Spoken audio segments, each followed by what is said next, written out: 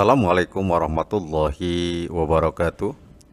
Salam sejahtera untuk kita semua.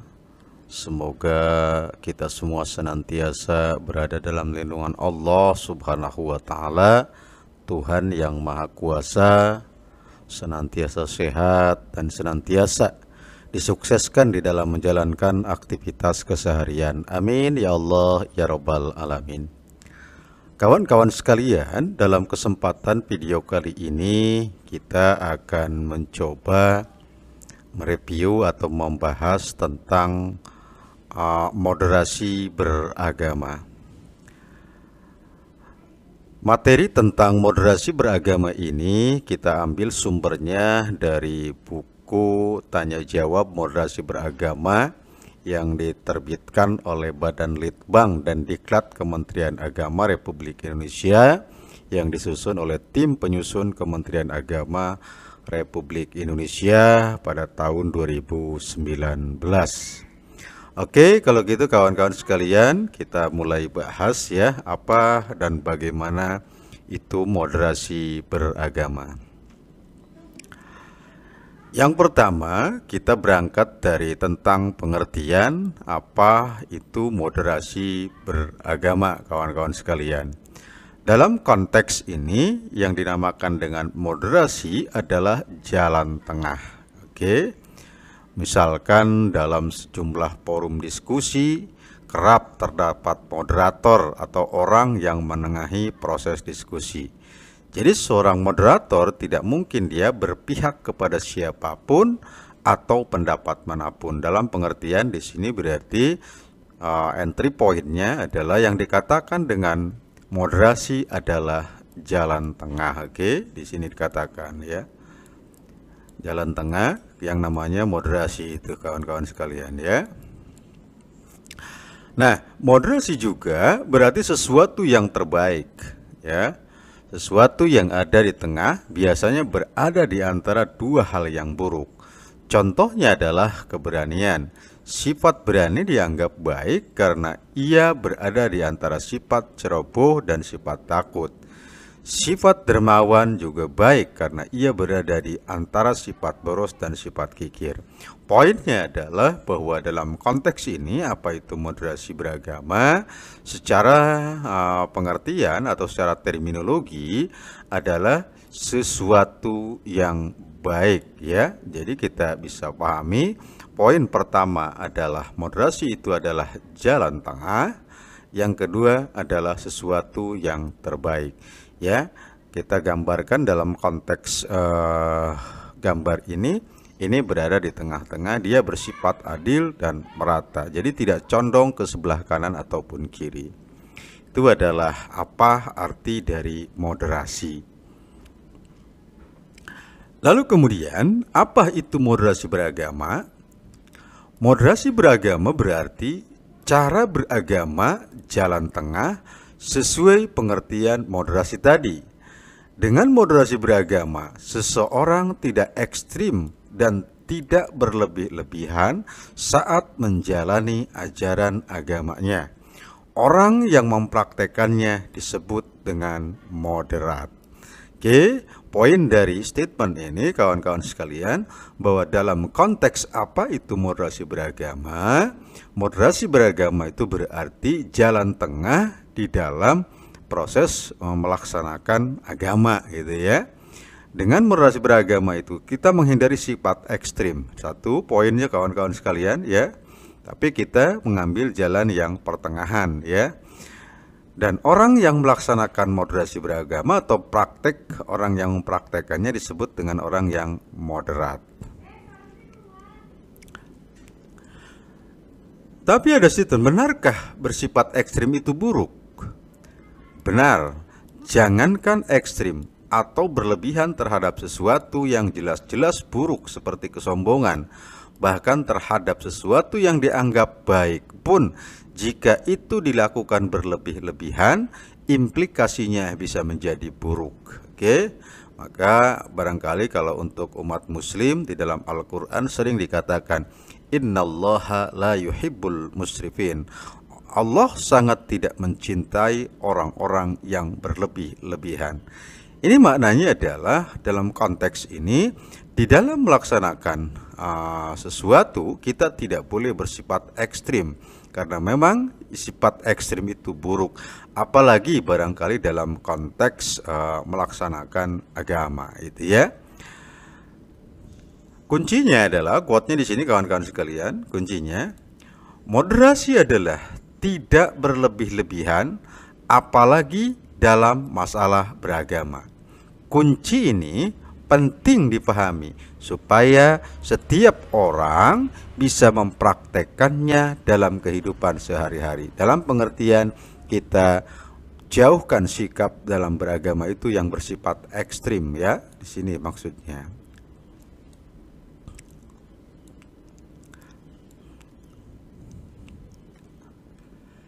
Bisa disebutkan contoh beragama yang berlebihan. Nah, di sini ada poin kawan-kawan sekalian. Contoh paling gamblang adalah ketika seseorang pemeluk agama mengkafirkan saudaranya sesama pemeluk agama yang sama hanya gara-gara, di sini hanya gara-gara mereka berbeda dalam paham keagamaan. Padahal hanya Tuhan yang Maha tahu apakah seseorang sudah masuk kategori kafir atau tidak.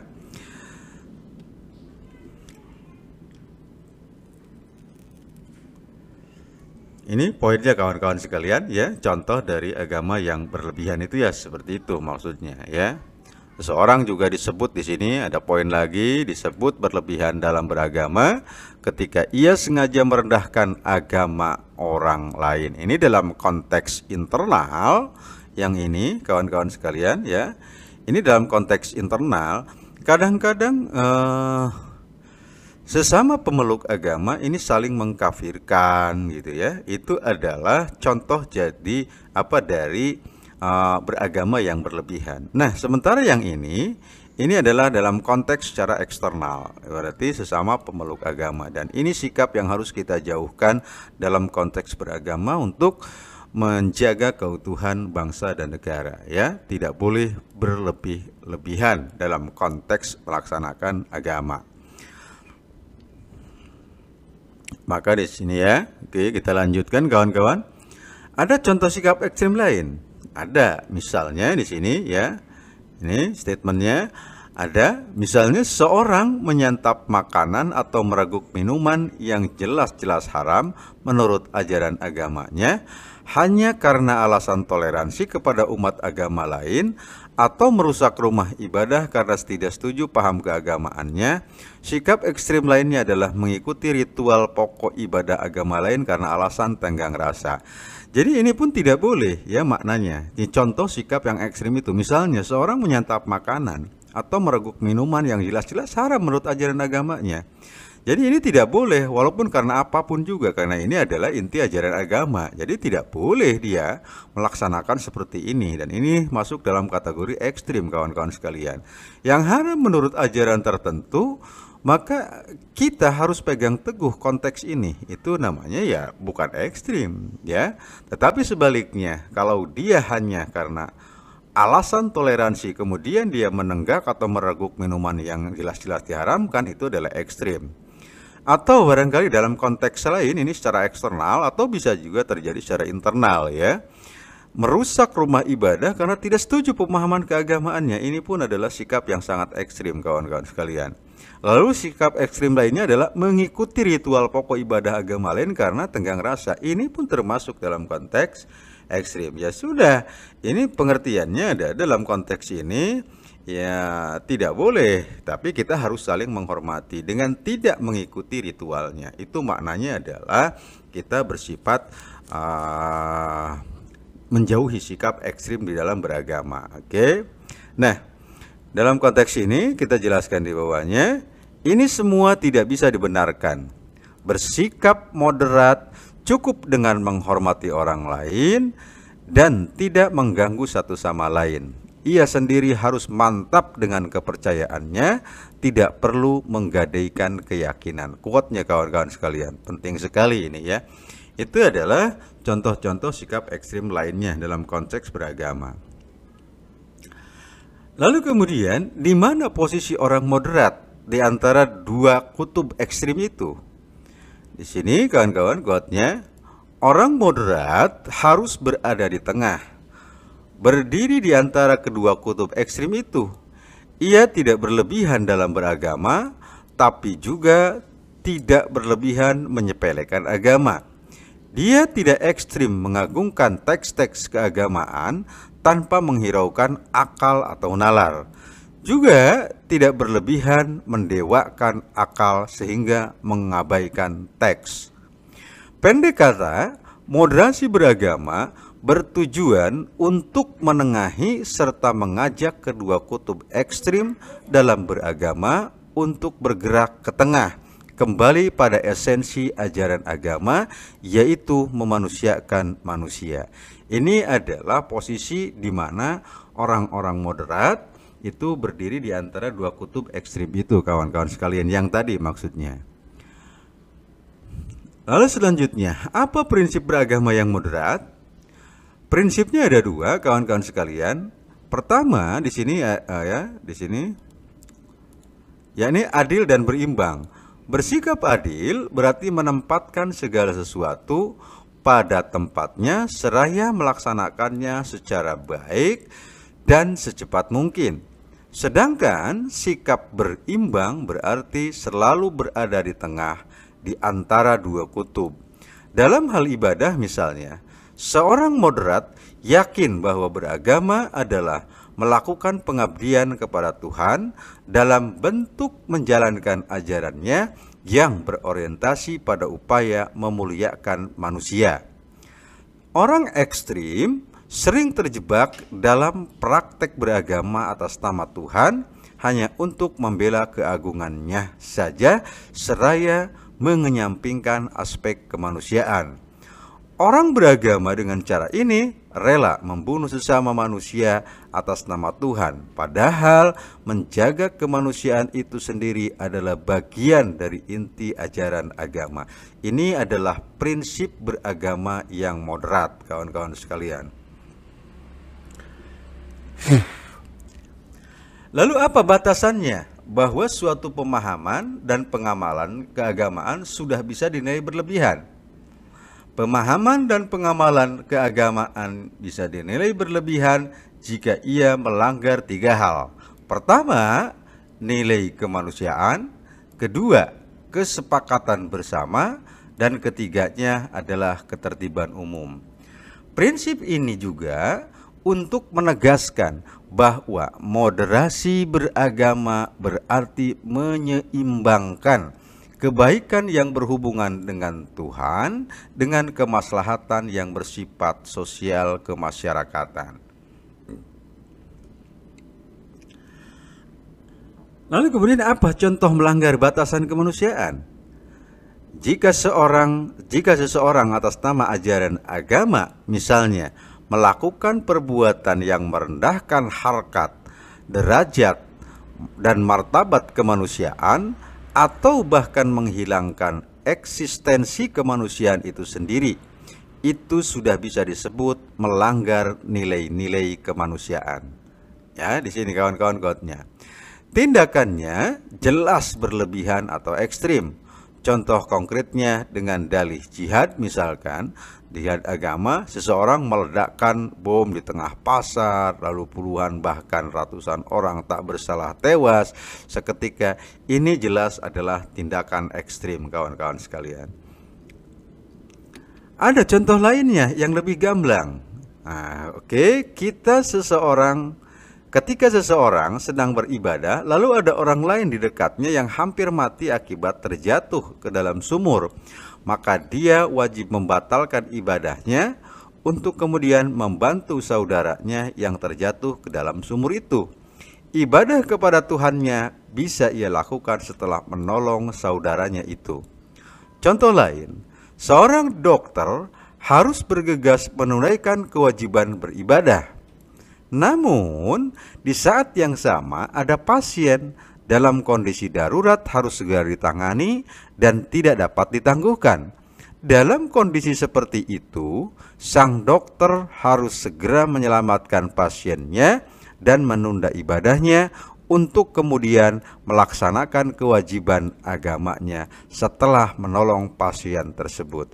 Ini adalah contoh-contoh yang sangat gamblang kawan-kawan sekalian ya. Bahkan watak kemanusiaan ini pula ya yang membawa seseorang yang beragama untuk dapat menghargai alam dan nyawa makhluk semesta lainnya. Ini contohnya banyak sekali kawan-kawan, bisa kita baca barangkali ya di sini. Contohnya ini ada quote ya, kata-kata bijak dari Kiai Haji Maimun Juber. Jika engkau melihat seekor semut terpeleset dan jatuh di air, maka angkat dan tolonglah. Barangkali itu menjadi penyebab ampunan bagimu di akhirat. Bijak sekali kawan-kawan sekalian ya. Dalam pengertian ini berarti kita harus mampu berempati terhadap sesama, bahkan terhadap hewan sekecil semut sekalipun. Apa contoh melanggar batasan kesepakatan bersama? Di sini kawan-kawan sekalian ya. Nah, apa contohnya melanggar batasan kesepakatan bersama?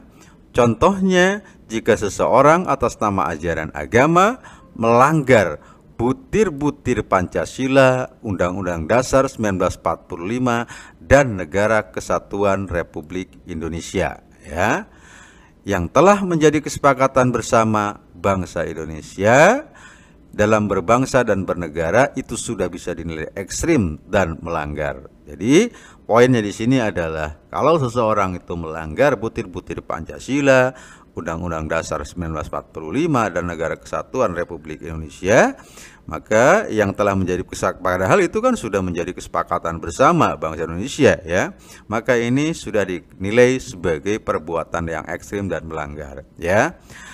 Dalam kehidupan bermasyarakat, niscaya juga banyak peraturan yang telah disepakati bersama oleh seluruh warga di lingkungan tempat tinggal. Jika seorang warga atas nama agama yang dianutnya melanggar kesepakatan bersama yang telah ia setujui tersebut, maka ia pun dapat dianggap berlebih-lebihan. Sekarang, apa contoh melanggar batasan ketertiban umum? Sini kawan-kawan sekalian, contohnya jika seseorang atas nama ajaran agama melanggar ketertiban umum, itu sudah bisa dinilai beragama secara berlebihan. Misalnya, jika seseorang memaksakan diri beribadah di tengah keramaian lalu lintas yang menyebabkan kemacetan, bahkan rawan menimbulkan kecelakaan, maka ia sudah melanggar batas ketertiban umum. Lalu kemudian, bagaimana orang moderat memahami kemanusiaan? Kemanusiaan adalah salah satu esensi agama. Kemanusiaan diyakini sebagai fitrah agama yang tidak mungkin diabaikan. Agama mengajarkan bahwa menjunjung tinggi kemanusiaan adalah inti pokok agama. Tuhan diyakini menurunkan agama dari langit ke bumi ini justru untuk melindungi kemanusiaan. Pendek kata, inti pokok ajaran agama adalah untuk menjaga kemanusiaan, bukan untuk menghancurkan kemanusiaan itu sendiri. Jadi, kalau ada paham ekstrim atas nama agama yang berakibat menghancurkan kemanusiaan, misalnya mengakibatkan terbunuhnya orang tak bersalah, paham itu jelas bertentangan dengan fitrah agama dan tentu saja tidak bisa dibenarkan. Orang moderat akan memperlakukan mereka yang berbeda agama sebagai saudara sesama manusia dan akan menjadikan orang yang seagama sebagai saudara seiman. Orang moderat akan sangat mempertimbangkan kepentingan kemanusiaan di samping kepentingan keagamaan yang sifatnya subjektif. Bahkan dalam situasi tertentu, kepentingan kemanusiaan mendahului subjektivitas agamanya.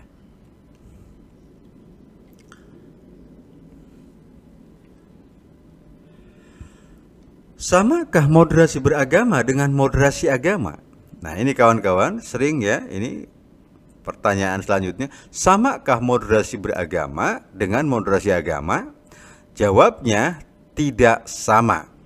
Agama tidak perlu dimoderasi karena agama itu sendiri telah mengajarkan prinsip moderasi, keadilan, dan keseimbangan.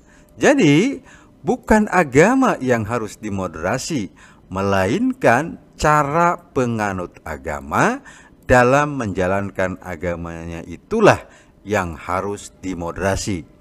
Tidak ada agama yang mengajarkan ekstremistas, tapi tidak sedikit orang yang menjalankan ajaran agama berubah menjadi ekstrim.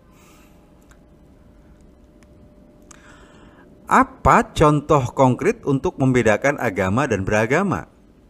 Misalnya, ajaran agama untuk memuliakan perempuan. Ajaran ini bersifat pasti dan tidak ada yang perdebatkan. Itulah ajaran agama. Tapi, bagaimana cara memuliakan perempuan menurut ajaran agama itu? Masing-masing umat beragama melakukan praktek yang berbeda-beda. Itulah yang disebut beragama. Contoh yang mudah terlihat misalnya, ada paham dan amalan agama yang ekstrim membatasi aktivitas sosial perempuan, seperti larangan keluar rumah bagi perempuan meski untuk menuntut ilmu. Namun, ada juga paham dan amalan agama yang memberi ruang kebebasan ekstrim bagi perempuan untuk beraktivitas sosial sehingga menyepelekan tanggung jawab pengurusan keluarga. Di antara keduanya itu, ada juga paham dan amalan agama yang cenderung moderat dengan memberikan hak-hak kesetaraan gender kepada perempuan, tetapi tetap membatasinya dengan etika dan adat istiadat lokal yang berlaku. Jadi, moderasi beragama sama dengan toleran.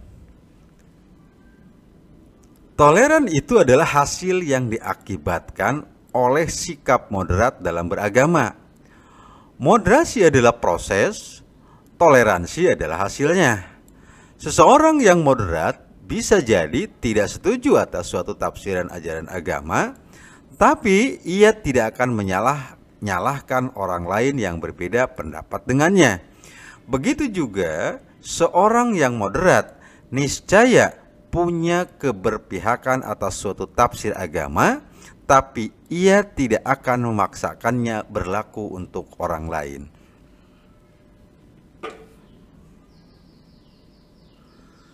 Berarti orang yang moderat tidak teguh dalam beragama? Tentu saja tidak demikian, kawan-kawan sekalian, ya. Seseorang yang moderat juga harus memiliki pendirian teguh dan semangat beragama yang tinggi. Namun, ia harus mampu memilah mana pokok ajaran agama, di mana ia harus berpendirian teguh, dan di mana tafsir ajaran agama, di mana ia perlu toleran, menghormati pendirian orang lain, dan tidak menyalah-nyalahkan. Terkait urusan pokok agama, tidak boleh ada kompromi dalam hal meyakini dan mempraktekannya. Tapi untuk urusan agama yang sifat hukumnya diperdebatkan dan ada beragam pandangan, seorang moderat akan mengambil sikap hukum tertentu untuk dirinya, tapi tidak memaksakan hukum itu berlaku untuk orang lain. Itulah makna toleran. Lalu bagaimana cara membedakan pokok agama dan tafsir agama? Untuk bisa memilah mana wilayah pokok agama yang harus dibela secara teguh dan mana wilayah tafsir ajaran agama yang terbuka untuk berbeda, seorang umat beragama harus mempelajari ajaran agamanya dengan baik dan secara mendalam. Ia harus mencari ilmu melalui guru atau sumber yang terpercaya. Sikap moderat dalam beragama akan lebih mudah diterapkan jika seorang memiliki pengetahuan agama yang baik dan memadai. Pengetahuan luas akan menghantarkannya menjadi orang yang bijaksana. Berpengetahuan itu penting Karena untuk dapat berdiri di tengah, seorang yang moderat perlu tahu tafsir agama yang ada di ujung ekstrem kiri dan ujung ekstrem kanan. Sikap hanya melihat kebenaran satu tafsir agama dan buta terhadap kebenaran tafsir lainnya dapat menjerumuskan seorang pada sikap ekstrim dan cenderung mengklaim kebenaran menurut versi dirinya saja. Pendek kata, untuk moderat seseorang perlu berilmu. Apalagi syarat moderat selain berilmu? Selain berilmu, seorang yang moderat juga harus mampu mengendalikan emosi, berakhlak baik, pemaaf, menjadi teladan, dan sanggup berempati. Dalam menyikapi masalah keagamaan, ia harus mampu mendahulukan rasa daripada emosi dan harus mengedepankan akal ketimbang otot. Moderasi beragama harus dibarengi dengan sikap berbudi. Dengan begitu, maka seorang yang moderat dalam beragama akan senantiasa berhati-hati dalam bertindak, tidak gegabah, melirik ke kanan ke kiri, dan selalu mempertimbangkan baik buruknya setiap pilihan. Konsisten berada di tengah bukan berarti diam saja, melainkan dinamis, bergerak merespon situasi dengan cermat. Alhasil, moderasi beragama dapat diwujudkan jika seseorang telah memenuhi syarat berilmu, berbudi, pemaaf, bijaksana, dan berhati-hati. Mengapa moderasi beragama diperlukan? Moderasi beragama diperlukan karena sikap ekstrim dalam beragama tidak sesuai dengan esensi ajaran agama itu sendiri. Perilaku ekstrim atas nama agama juga sering mengakibatkan lahirnya konflik, rasa benci, intoleransi, dan bahkan peperangan yang memusnahkan peradaban. Sikap-sikap seperti itulah yang perlu dimoderasi. Moderasi beragama adalah upaya mengembalikan pemahaman dan praktek beragama agar sesuai dengan esensinya, yakni untuk menjaga harkat, martabat, dan peradaban manusia, bukan sebaliknya. Agama tidak boleh digunakan untuk hal-hal yang justru merusak peradaban, sebab sejak diturunkan, agama pada hakikatnya ditujukan untuk membangun peradaban itu sendiri. Apakah moderasi dikenal dalam sejarah umat Islam? Jawabnya iya. Moderasi sudah lama dikenal sebagai prinsip hidup dalam sejarah umat manusia. Dalam mitologi Yunani kuno, prinsip moderasi sudah dikenal dan dipahatkan pada inskripsi patung Apollo di Delphi dengan tulisan Meden Agan yang berarti tidak berlebihan. Prinsip moderasi saat itu sudah dipahami sebagai nilai untuk melakukan segala sesuatu secara proporsional dan tidak berlebihan.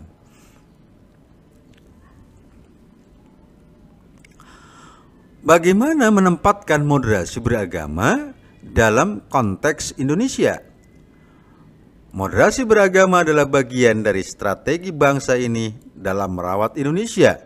Sebagai bangsa yang sangat beragam, sejak awal para pendiri bangsa sudah berhasil mewariskan satu bentuk kesepakatan dalam berbangsa dan bernegara, yakni Negara Kesatuan Republik Indonesia yang telah nyata berhasil menyatukan semua kelompok, agama, etnis, bahasa, dan budaya.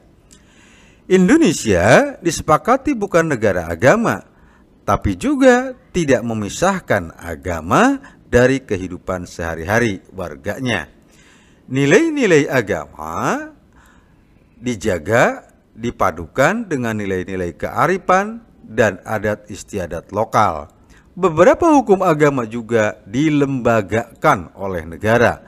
Ritual agama dan budaya berjalin berkelindan dengan rukun dan damai.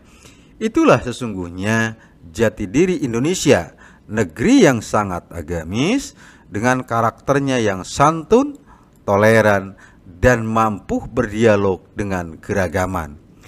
Moderasi beragama harus menjadi bagian dari strategi kebudayaan untuk merawat jati diri kita tersebut. Siapa yang harus mengawal moderasi beragama? Tegaknya moderasi beragama perlu dikawal bersama, baik oleh orang per orang maupun lembaga, baik masyarakat maupun negara. Kelompok beragama yang moderat harus lantang bersuara dan tidak lagi memilih menjadi mayoritas diam. Apa peran yang harus dijalankan oleh negara? Dalam rangka menciptakan masyarakat yang moderat dalam beragama, negara perlu hadir memfasilitasi terciptanya ruang publik untuk menciptakan interaksi umat beragama. Jangan sampai negara malah melahirkan regulasi dengan sentimen agama tertentu yang diskriminatif dan diberlakukan secara umum di ruang publik. Kehadiran negara harus memfasilitasi, bukan mendiskriminasi. Demikianlah kawan-kawan penjelasan kita tentang apa dan bagaimana itu moderasi. Mudah-mudahan ini menjadi tambahan pemahaman bagi kita semua. Wassalamualaikum warahmatullahi wabarakatuh.